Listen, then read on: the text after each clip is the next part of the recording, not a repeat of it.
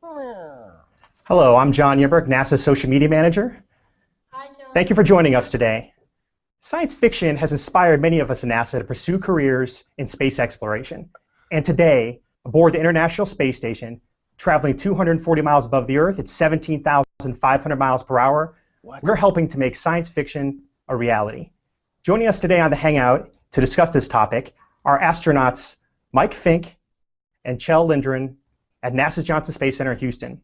Mike is a veteran of 3 space flights, including the commander of Expedition 18, and Kjell is going to be making his first space flight in Expedition 44 in 2015.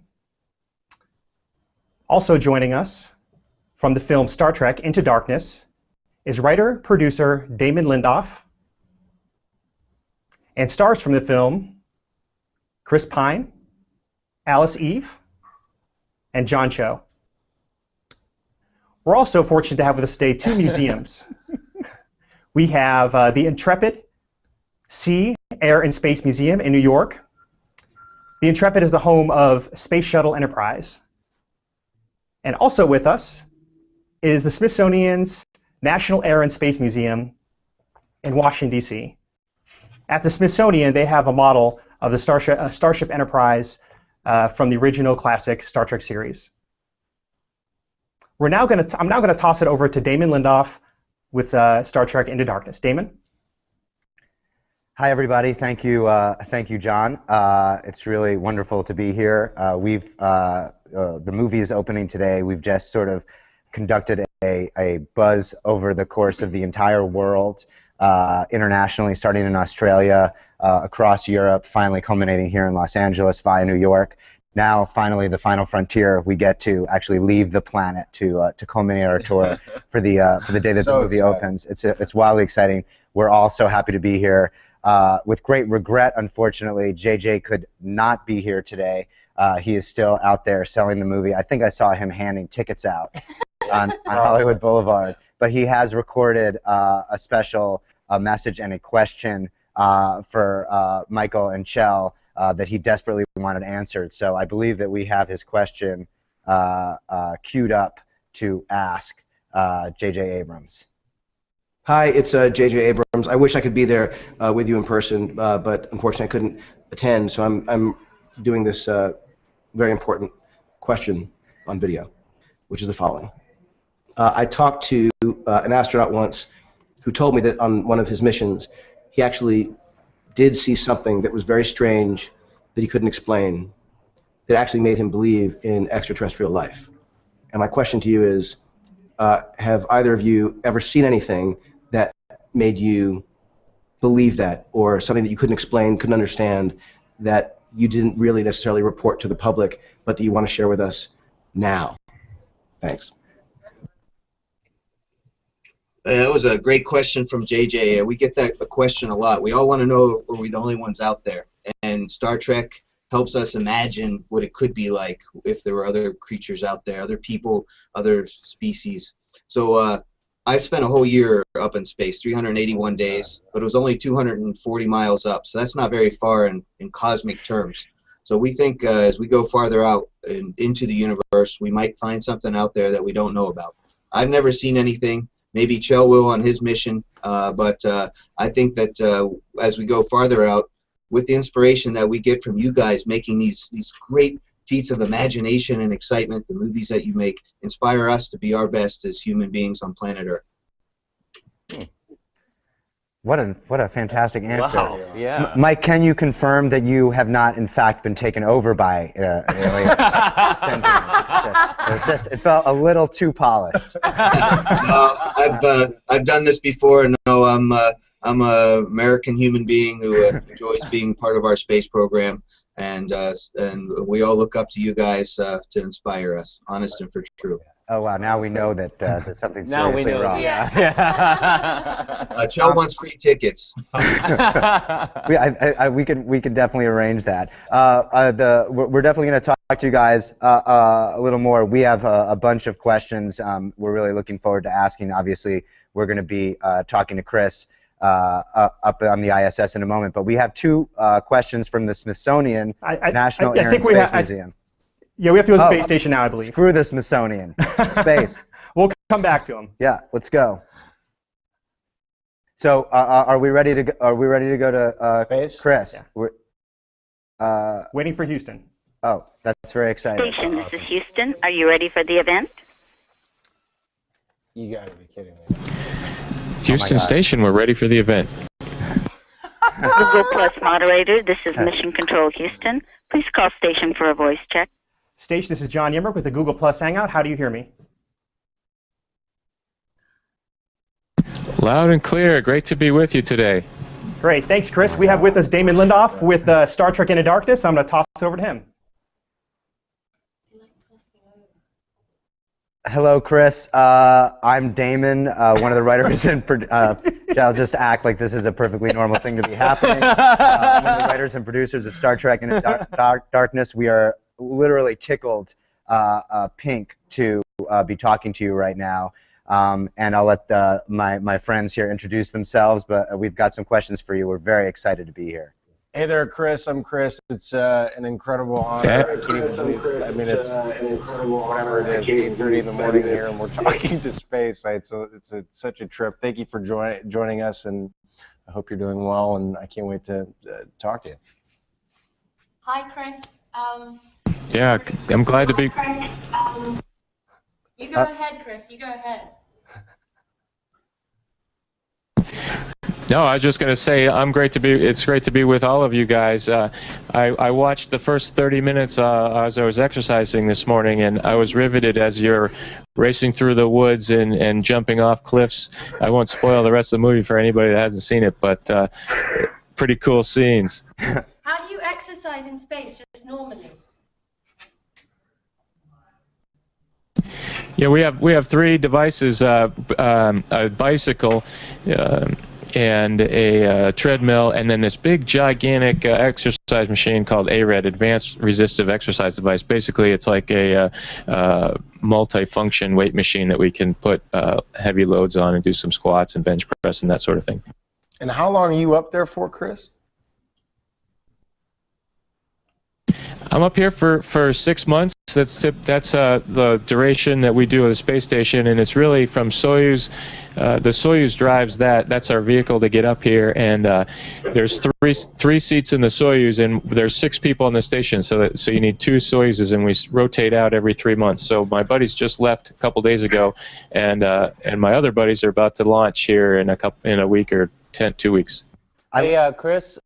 Sorry, There we go. man. Please. This is John Cho. I play Sulu, and just because I cannot believe this is real, would you mind taking your hands off the microphone, putting them behind your head, and saying, "Look, ma, no hands"? Look,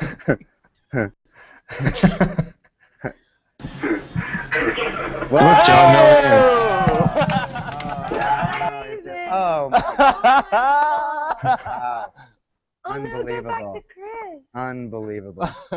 Chris is hanging upside down in space. You can't drop the mic in space, I think is what we just learned here. Chris, one of the questions that I think a lot of us Earthlings... Chris!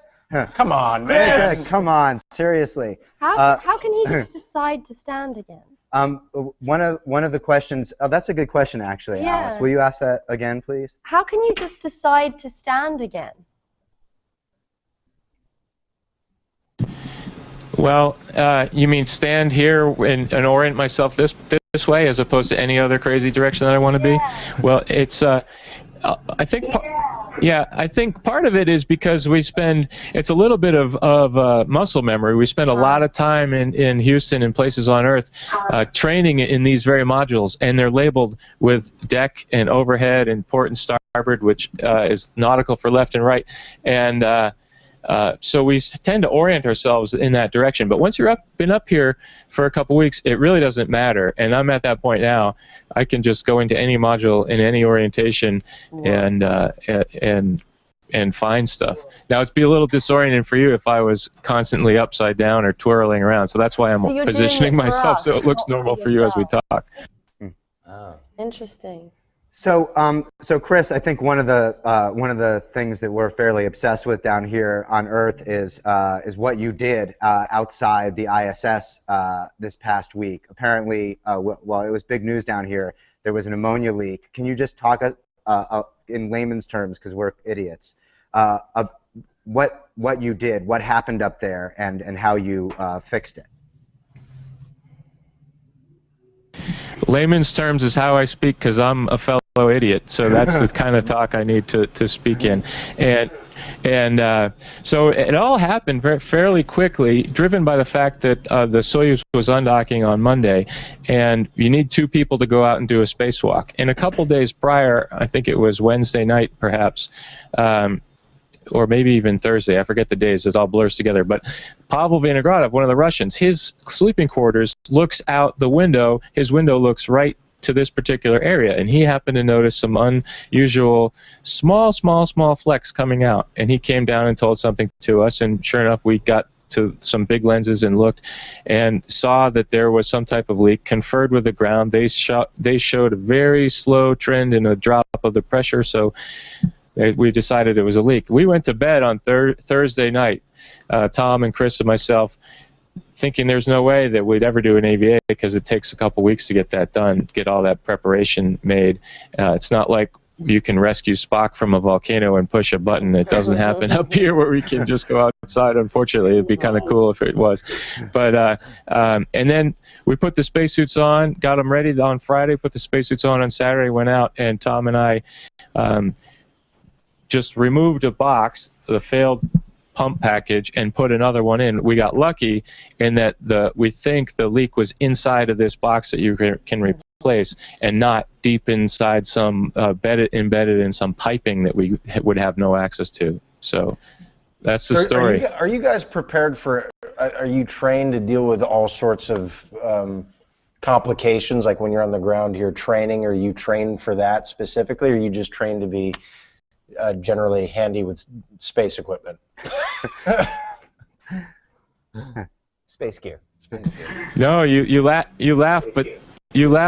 but that's a very good trade. I think it's very helpful to be a garage tinkerer kind of a person if you're going to come up here on the space station, because that's what we do all day long, is turn bolts and assemble things and fix broken equipment. It's hard to train specifically for that kind of stuff on the ground, because how do you know what's going to break?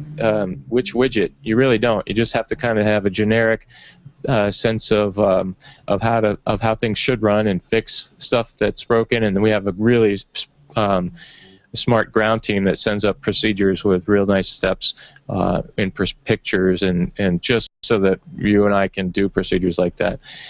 What we do is train specifically for is emergencies, but the big ones are a fire, a depressurization if some meteorite came and smacked a hole and we started losing air pressure, or we have the ammonia that we just talked about. If it leaked inside into the cabin, then that's a big problem too. So those are kind of our 3 big emergencies that we train for over and over. You should also watch out for Benedict Cumberbatch.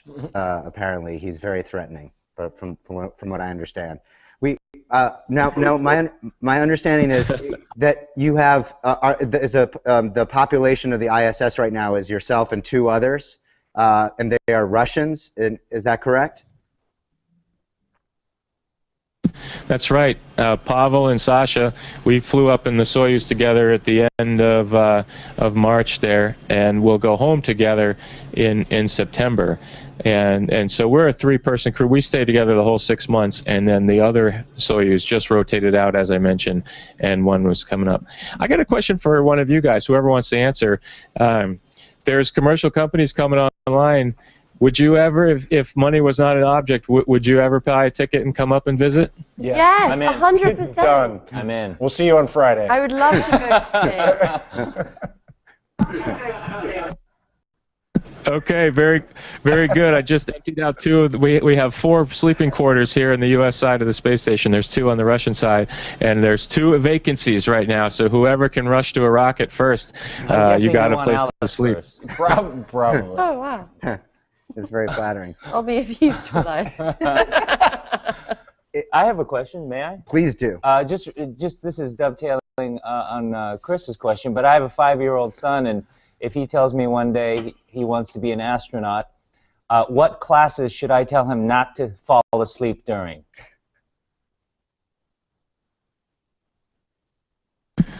I think the class that teaches you how to be a nice person. Don't fall asleep on that one. We don't want people that are jerks to come up here in space station. All the rest of the stuff we can train for. Good call, Chris. Good call. You were most certainly not asleep in that class, quite clearly. One of the things that we were very excited about when we were looking over your very impressive bio is that you are a Navy SEAL.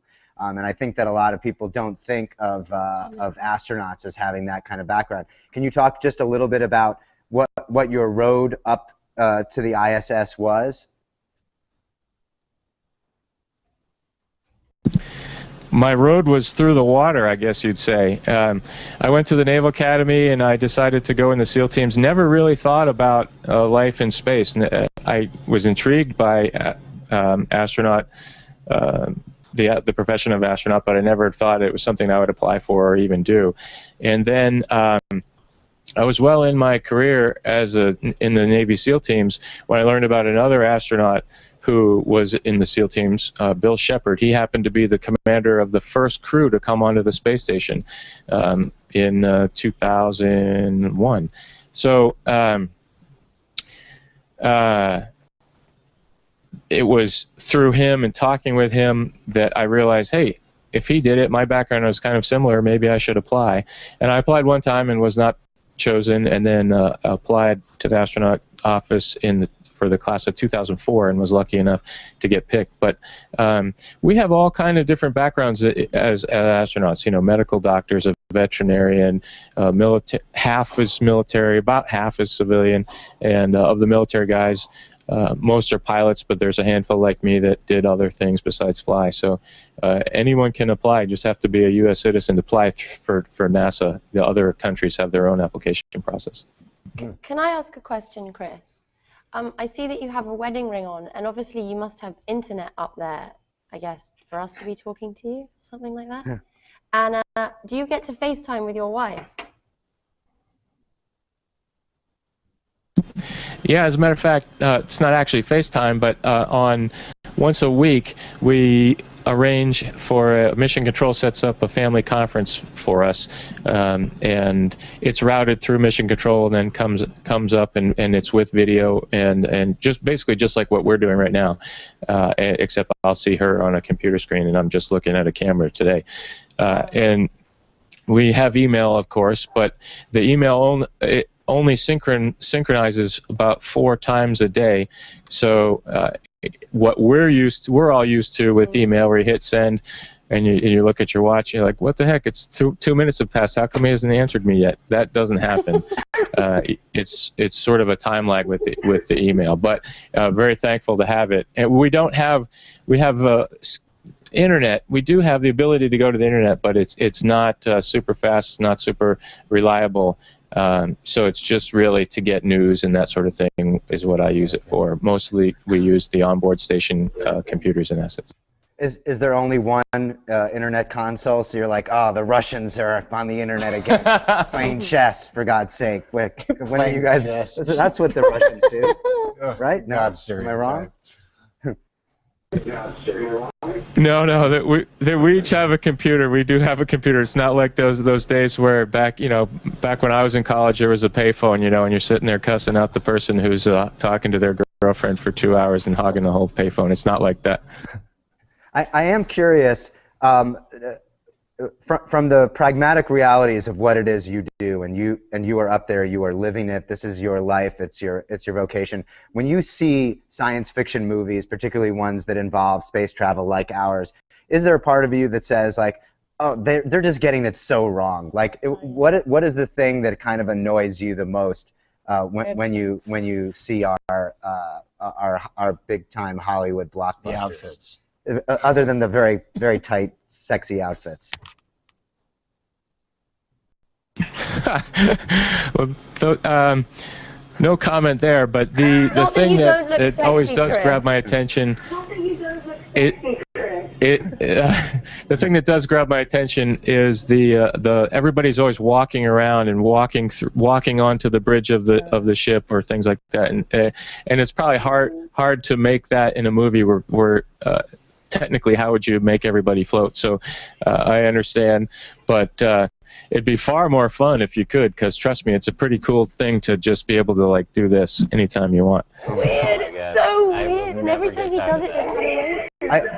I feel like we just have to keep talking, but what we want to do is just Watch you. like just make you do things. Hey, Chris, can we just keep on asking? Yeah. Chris, so what do you guys spend most of your days doing? What do you have certain mission parameters for this tour in space? Is it experiments or is it what is it exactly? Yeah, that's a good question. Really, my time and all the crewmates' time is something that the ground manages, and the program managers and the decision makers really allocate our time as if it was a budget. And how that gets broken down, there's lots of that goes into that, but basically the things that we do are we maintain the space station. We need the place to be functioning well so that it can support all the science that goes on.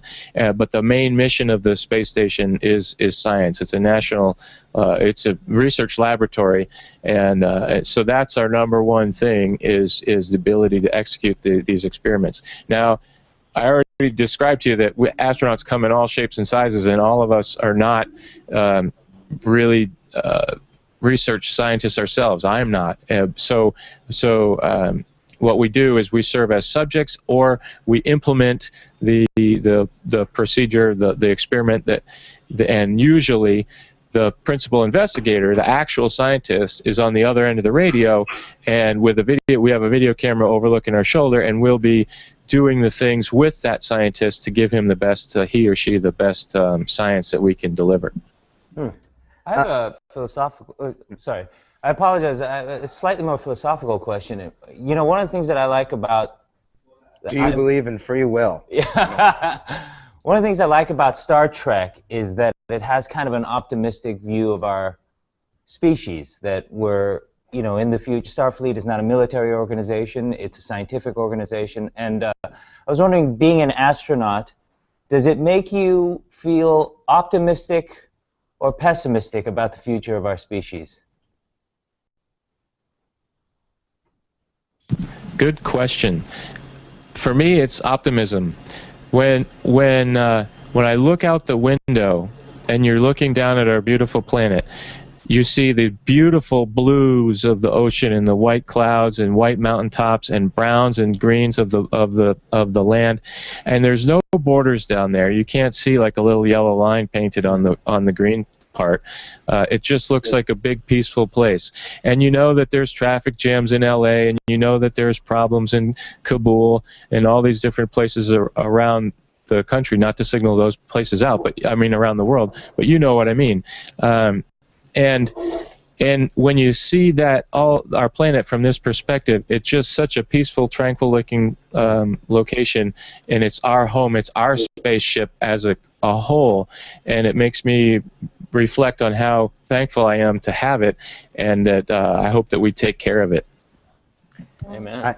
I wish that everybody could have that experience, but just hearing you talk about it, having had it, I think that I speak for everyone watching, that's incredibly meaningful. I know we only have time for a couple more questions, and I did want to get a question from Google+, and this is, I apologize if I mispronounce your name, Carlos Nazareno asks, and this is very serious, what happens when you sneeze while inside your spacesuit on a spacewalk? Oh, Carlos. Carlos. Carlos is obviously a practical guy, because what your ability to see has to do with how clear that visor is, and we wipe it off and make sure it's nice and clean before we put it on. But once that helmet goes on, any schmutz that gets on there is just an impediment to your ability to see clearly. So in reality, what you do is you kind of just tilt your nose down underneath the lid, underneath the neck ring, and sneeze. Is schmutz a technical term? Is that a NASA term? Is that an acronym for something? Houston, we have schmutz. It probably is an acronym if you look it up. I'm sure there's a million NASA acronyms. I don't know them all, but in my vernacular, it's a non-technical term. I think that was the original line from Apollo 13. Houston, we have schmutz. And then somebody was like, it's just isn't the same. the same impact. Schmuckish schmutz. Do any of you guys have any other questions for Chris? Because I know we're about to lose him in a minute, and I don't know when the next time we're going to get to have an experience like this is going to roll around. I feel like I'm intelligent questioned out. Anybody have any? Well, I'll just Chris, can we space high five? Well, let me Yeah. let me just say this. It's been a real treat. Been fun to be talking with you guys today. Best of luck with.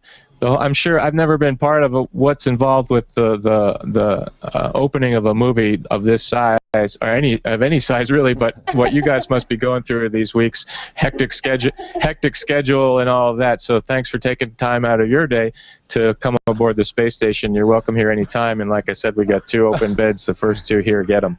I think that I speak for JJ when I say you have an open invitation to be in Star Trek 3 should we be fortunate enough to make it. We would be honored to have you and obviously Mike and Shell, your colleagues, make cameos running in whatever sort of silly scenarios we construct for the next adventure. Maybe you could class up the joint a bit. We're really grateful for your time. Yeah, my pleasure. JJ, I particularly like that opening scene when they dove off the cliff and then submerged themselves and to the ship. I loved that because that's what I did in my previous life. I drove underwater vehicles, so I haven't jumped off a cliff that high, but I've definitely gone from the land into the water and gotten in a sub. So great scene. Yeah, Chris actually did that. That was not a stunt. There's just only one way to get a shot. Are you gonna go back to after your astronautdom? Are you gonna go back to being a Navy SEAL? No, I don't think so.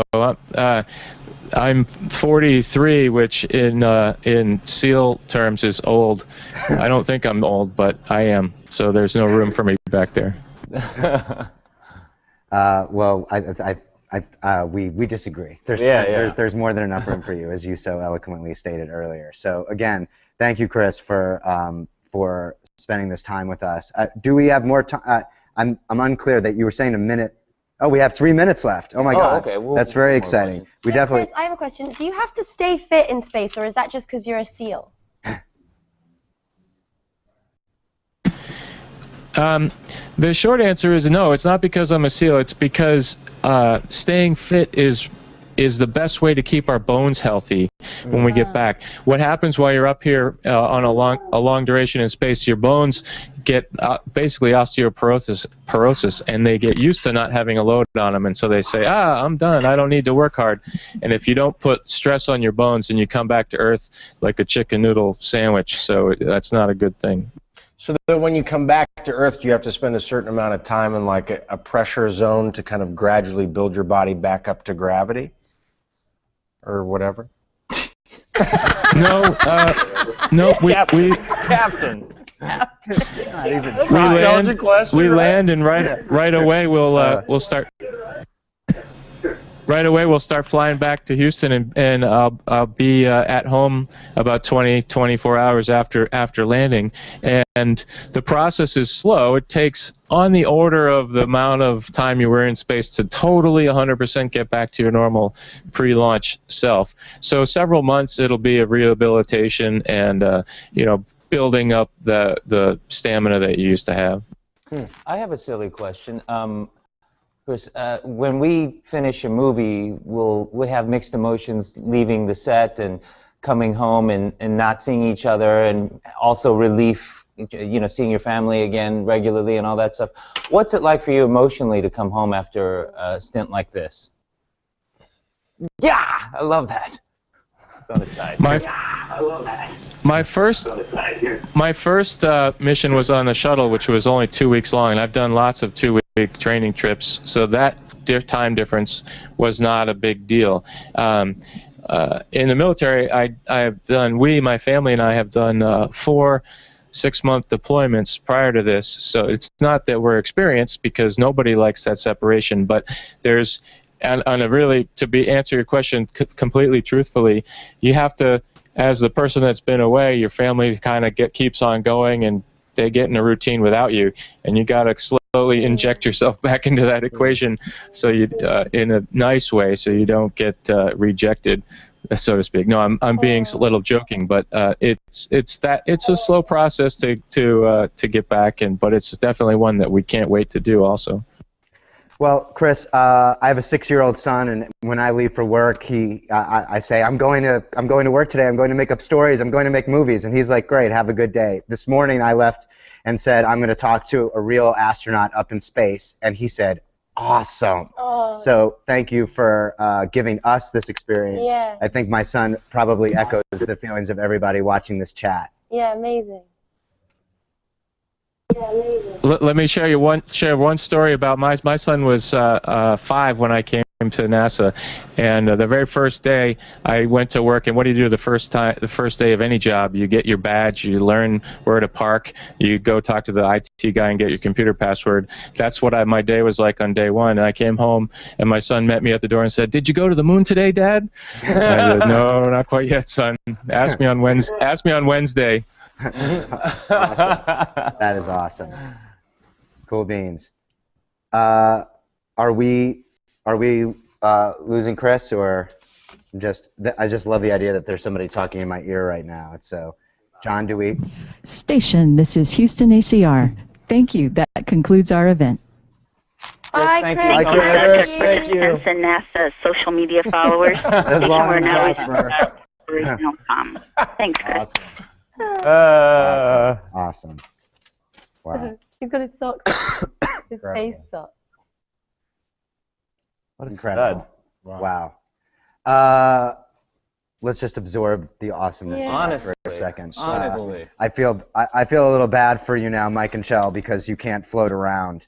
But we do have. I think now that we probably can go to the Smithsonian and get some questions from there. Are we good to go at the Smithsonian now? All right. Hi. Hi. Hey, everybody. Hi. I'm Jessica. How are you? Awesome. How are you, Jessica? I'm doing okay. Yeah, I like your little Enterprise back there. I didn't know. Oh yeah. Thank you. It's Yeah. it's got wheels. It's on wheels. Pretty Yeah. cool. There it is. Oh. All right. I'm Jessica Tozer with Armed with Science, the Department of Defense Science blog, and I have a question for the astronauts. I want to know what type of science fiction technology you want to see actualized, or have you seen actualized? Well, that's a neat question. I think that's one of the real fun things about these movies and science fiction as general is just that opportunity to imagine what the future could be like and what technology is going to be like. And we're really kind of living in that experience right now. I mean, we've had people living in space since 2001, a constant human presence since 2001. And just amazing technologies really spun off from the space program as a result. I'm a physician by training, so I'm really looking forward to a medical tricorder. It would be great to just kind of wave a wand over somebody and have the tricorder telling me what's going on. I'd like to see a warp drive. The faster we can get away and travel the big part of the universe, the better, I think. And every time we make good investments in space, we get better technology and better life here on planet Earth. It's a win-win. I'll make a couple of calls for you. Take care of it, John. Awesome.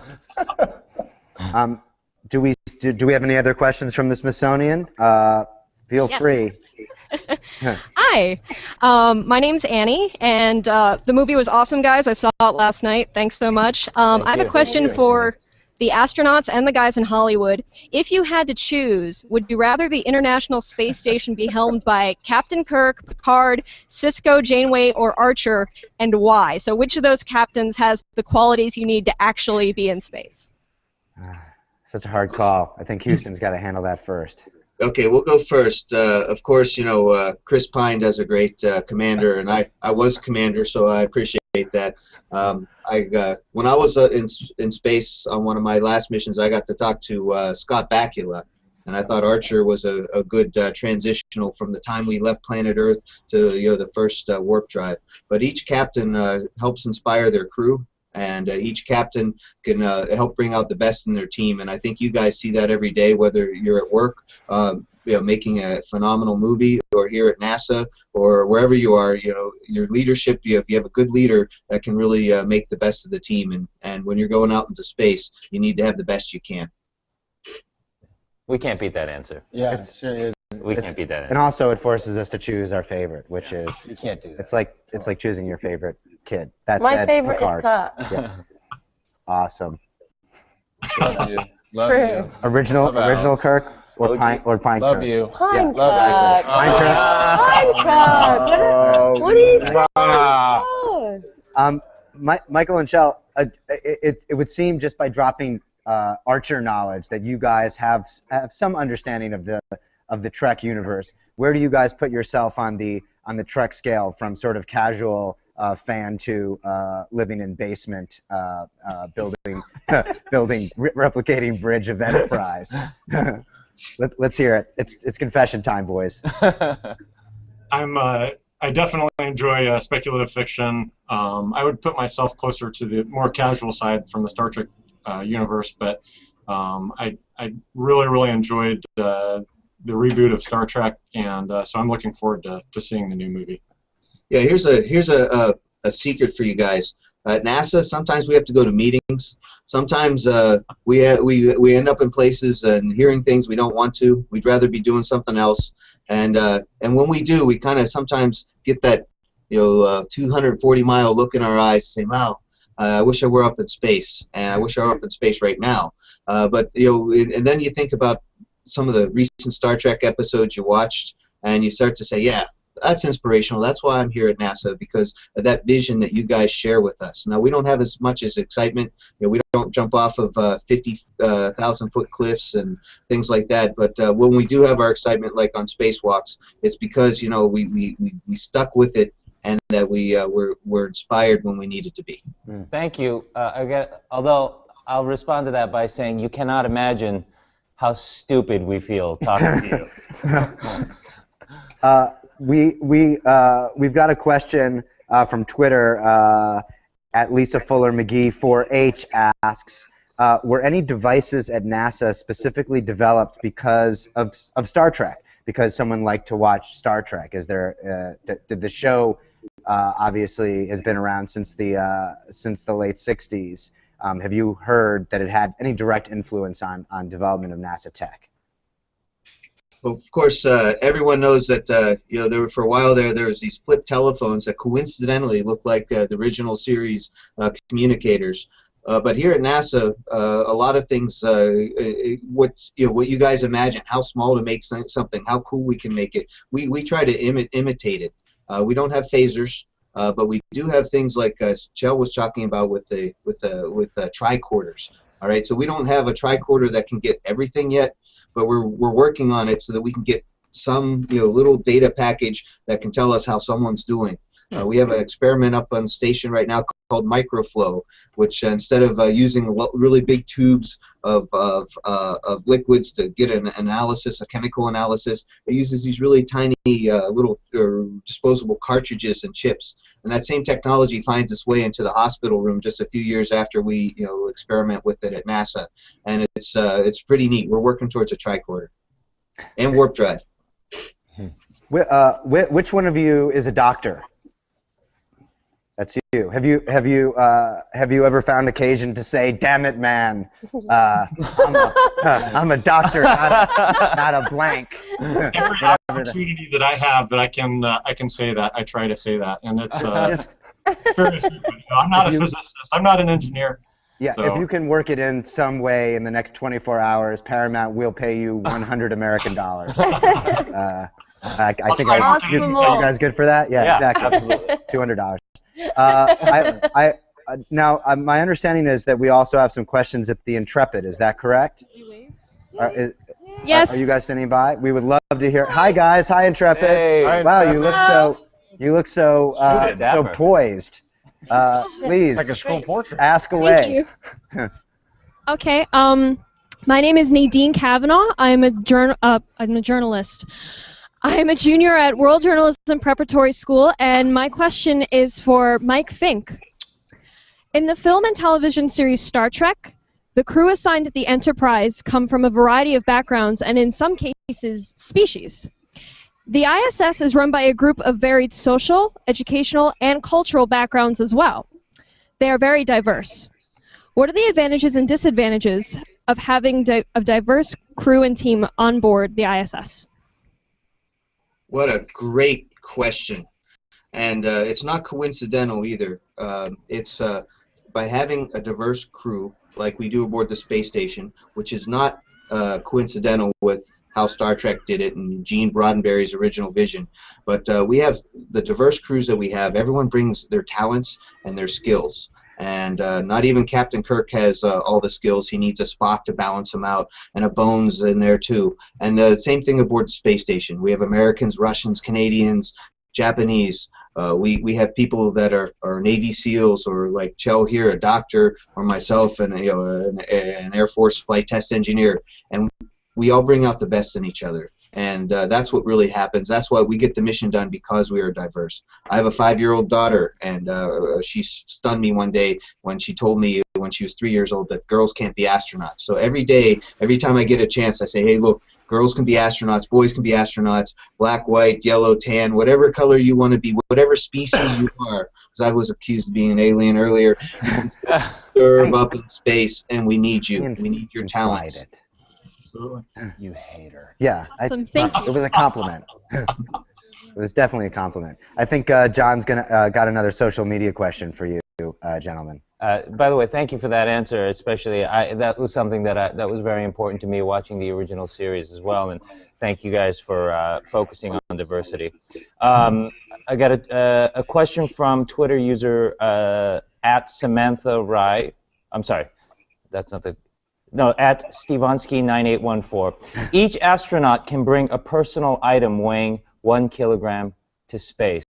What would you bring with you? I'll start off. Yeah, we get to bring up a little thing. So I bring up pictures of my family. I wish I could bring up I don't know, a tricorder or something like that, or something useful. Universal translator. Sometimes Russian's a tough language. Those kind of things. But you bring up something that's meaningful to you. I brought up my wedding ring and memories of my family that help keep me going. Jill?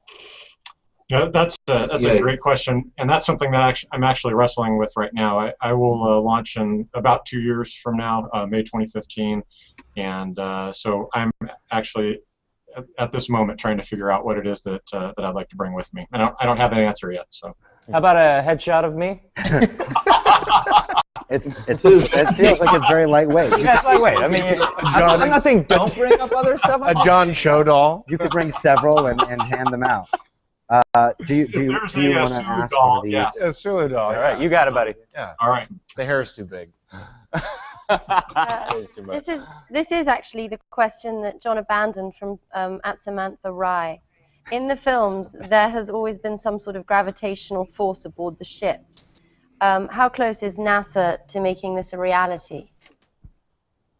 Why would we? You saw how fun it is to fly, and Chris up on board station, he actually was holding back on you guys because he could have flown back and forth the whole time, and none of it is CGI, none of it's computer graphics. So it's really fun. So flying. You say. So you say. So I know, it's so true. You never get tired. After a whole year, I never got tired of flying. It was really, really fun. So that's one reason why we don't do gravity. It would be great for us if we could master the force of gravity. That could help us learn better propulsion systems, make some really good energy systems here on planet Earth, so we don't pay so much for oil. Those kind of things. All that kind of cool technology is something that you guys are helping inspire to get some really smart people to figure out how we can do that. And once we do that, then we can go do some real exploration. Can I ask, is NASA active in recruiting people? I mean, physicians, scientists, do they go out and look for people, or is it mostly incoming, where you guys want to be part of the program and ask? Well, that's a great question, and NASA is actively out recruiting. I mean, we really want the best minds, and we want inquisitive minds to come and work with us, to help us to explore. And so we're definitely out in universities. We actually have a group that does a destination station and goes out and talks with universities, talks with businesses, to actively recruit people to come work at NASA. That's, I think, what makes NASA so strong, is just the quality of people that we have working here. And to turn that back to you, though, I mean, I think I was inspired by science fiction, by the written word, by film when I was little, and that's what really made me pursue a career in science. Inspired me to try and reach this goal. I have a question for you. Do you guys ever feel the weight of being a role model, or what you were doing to inspire folks to get involved in science?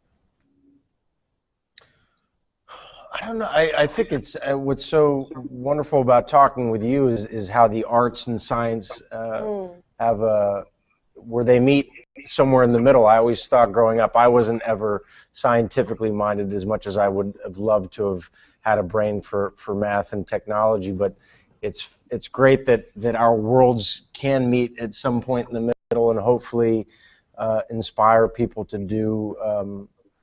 do good things and to explore and to and the great thing about the vision of Gene Roddenberry is that there's this kind of hopefulness to what people can do when they work together, and that spirit of unity and instead of what we often see in the world, divisiveness and violence and all that, I think is a great thing. It's been really inspiring talking to you. Yeah. I do have a question for you guys, which is, obviously, here we are now in the year 2013.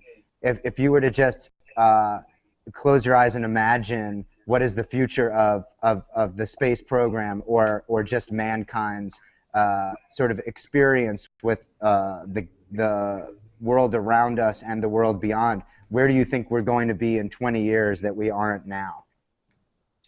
Well, I think one of the things, personally, I would love to see us to go on to Mars. I think that's been a target for humanity for a long time, to see this beautiful red planet. You can see it in the sky, see it through a telescope, and now beautiful pictures coming from Curiosity and all of the rovers that we've had out there. But more importantly, I think that projects like that, and projects like the International Space Station, what an amazing thing to bring countries together from all over the world to work on a peaceful project that's dedicated to science, to investigation, to research, to making life better on the Earth, and not individually working against each other. I mean, we have a team of nations now that were mortal enemies 40, 50, 60 years ago, and now we're working together to a common goal. And so continued work like that, I think, is the most important thing. But to work together to a project to get to Mars, to get to another planet, and maybe for a permanent stay there, that would be an incredible thing. Did you guys always want to be astronauts? And secondly, what are those qualities that you believe are the important qualities that an astronaut needs to exhibit? Well, for myself, I have, for as long as I can remember, always wanted to become an astronaut. It's not something that I necessarily ever thought would occur. It seems like an out of this world type of a possibility, mm-hmm. But it's something that I always kept as a very distant goal. I always pursued things that I was interested in doing, specifically medicine, and then I was investigating ways how can I practice medicine with the space program, and so I was able to get a job working here as a flight surgeon, taking care of the astronauts, and things worked out, and I have this tremendous blessing now of working for NASA as an astronaut and being a part of this incredible team here. And for me, I tried to think back to what was it that inspired me to do this, and I always really kind of come back to the worlds that were created on film and in books with science fiction. Wow. That's, ever since I was 3 years old, I wanted to be a director and writer, but I failed director-writer school. And then I tried acting, and that didn't work out. So now I go on spacewalks. we're all feeling a little covetous too. Are there any ex-actors that do that? I totally want to. Are there any actors in space? Is the question. You guys need entertainment up there, for God's sake. Yeah. Come on. Well, I tell you what, Chris Hadfield just did a tremendous job. I think harnessing the visuals of space, and Tom Marshburn as well, in producing some of the songs and visuals that we've seen on YouTube lately. And so being able to share that experience is tremendous. Now, you talked about Mars, and obviously that could be years down the road. But if it was in the next couple of years, would you sign up for that mission? I would. Even if you were gone. Obviously, in Star Trek, there's a Simon Pegg goes to Jupiter. It takes about a minute, 2 minutes. It would be a much more long and involved journey. But would you go for it? Would you do it? That's a tough question. I would. Right now, I would. Right away.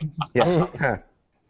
I think this is such an amazing job, and the opportunity to go to the space station to do research and science is an amazing thing. I think one of the toughest parts of this job is being away from family, and that is our training. I'm currently in the training flow for my mission. It's 2.5 years, and about half that time is spent overseas, training with the Russians, with the Japanese, with the Europeans.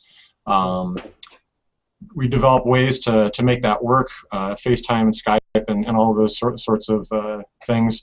And we have great ways to communicate while we're up on the space station. It would be hard to be away from the family for as long as it would take to get to Mars, but boy, what an amazing opportunity, and I think I would throw my hat in that ring. One more question. This is from the Star Trek app is accepting questions. Kirsten asks, if you had your own starship, what would you name it? Don't think too hard. For me, I would name it the USS Endurance. Endurance. Shackleton's expedition to the Antarctic. I don't know if you've read about that. It's an amazing story of these guys getting shipwrecked and spending essentially over a year, almost 2 years, surviving that ordeal. I think it's really is that the Ken Branagh one, Shackleton? I think there's a movie about that, because we don't actually study history. We just watch each other's movies. So it's like, oh yeah, Ken Branagh. That's right, he did that.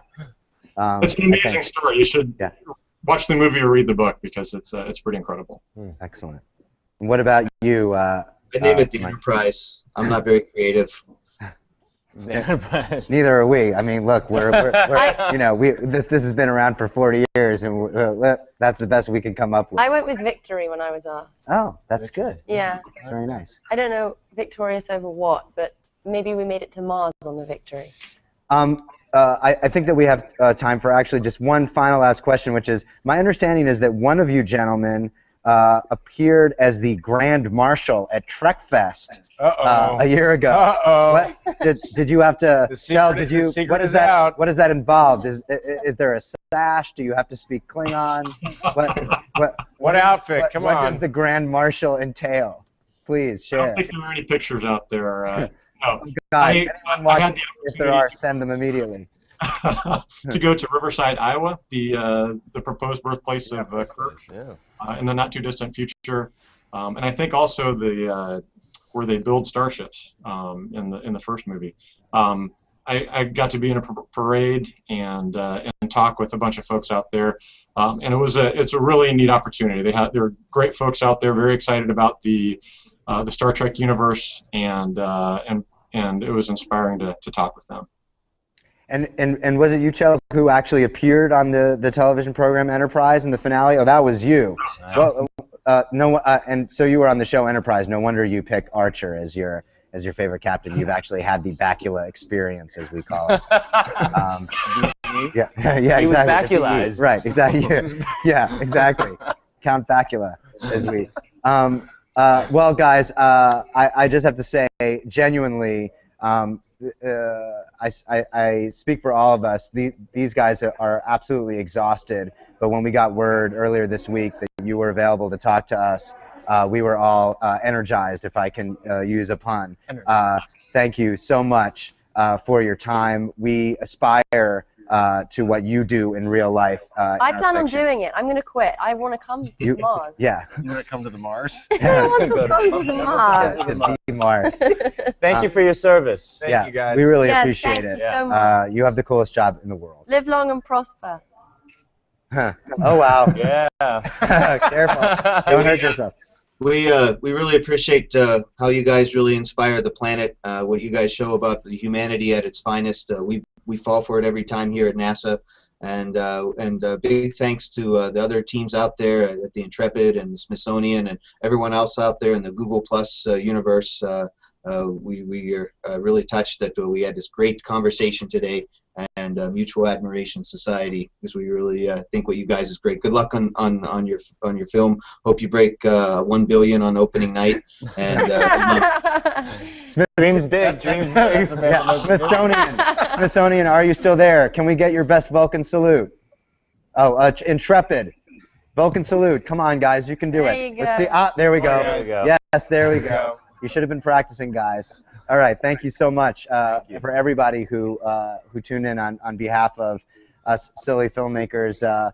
Please go see our movie. We are really proud of it, but more importantly, support NASA and space exploration. It's really just an incredible thing when you just wrap your brain around what just happened here today. And we really like to thank our hosts, Google, for making this happen, and of course NASA for enabling us and giving us that incredible rare window of opportunity to talk to the ISS. Peace and love, guys.